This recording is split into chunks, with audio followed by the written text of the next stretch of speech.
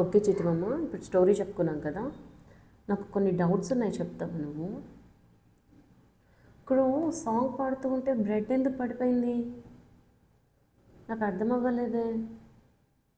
కొంచెం థింక్ చేసి ఎందుకు పడిపోయిందో చెప్తావా? ఒకసారి నువ్వు నీ మౌత్ ఓపెన్ చేయకుండా మాట్లాడతావా? చూడు, నీ మౌత్ ఓపెన్ చేయకుండా ఒక్కసారి అమ్మ కోసం పాట పాడవా?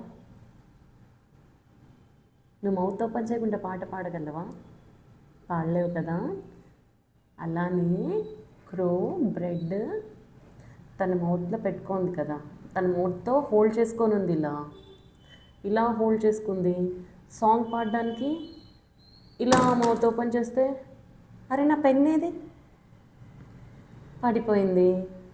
సో క్రోక్ కూడా అలానే తన బ్రెడ్ పడిపోయింది. అప్పుడు ఎవరు తినేశారు? ఫాక్స్ తినేసింది కదా.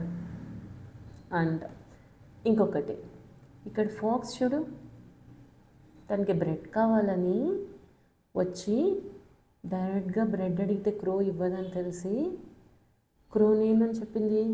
You are so beautiful crow, you are so beautiful crow, నీ వింగ్స్ చాలా బాగున్నాయి, నీ ఐస్ క్యూట్గా ఉన్నాయి, నువ్వు ఎంత బ్లాక్గా ఉన్నావు, బ్లాక్ కలర్ చాలా బ్యూటిఫుల్గా ఉంది, ఏదేదో చెప్పేసింది. ఏదేదో చెప్పేస్తే క్రో హ్యాపీగా ఫీల్ అయ్యి ఫాక్స్ సాంగ్ పాడు అంటూనే సాంగ్ పాడి బ్రెడ్ వదిలేసింది. ఇక్కడ fox is very cunning. Cunning అంటే ఇప్పుడు తనకి బ్రెడ్ కావాలి అని అంటే డైరెక్ట్గా అడగలేదు, అడిగితే క్రో ఇవ్వచ్చు ఇవ్వకపోవచ్చు.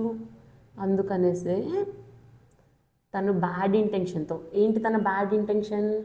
ఆ బ్రెడ్ తనకి కావాలి అనే బ్యాడ్ ఇంటెన్షన్తో క్రో దగ్గరికి వెళ్ళి ఆ మాట ఈ మాట చెప్పేసి, నువ్వు చాలా గొప్ప, యు ఆర్ సో గ్రేట్, అలా ఇలా చెప్పేసి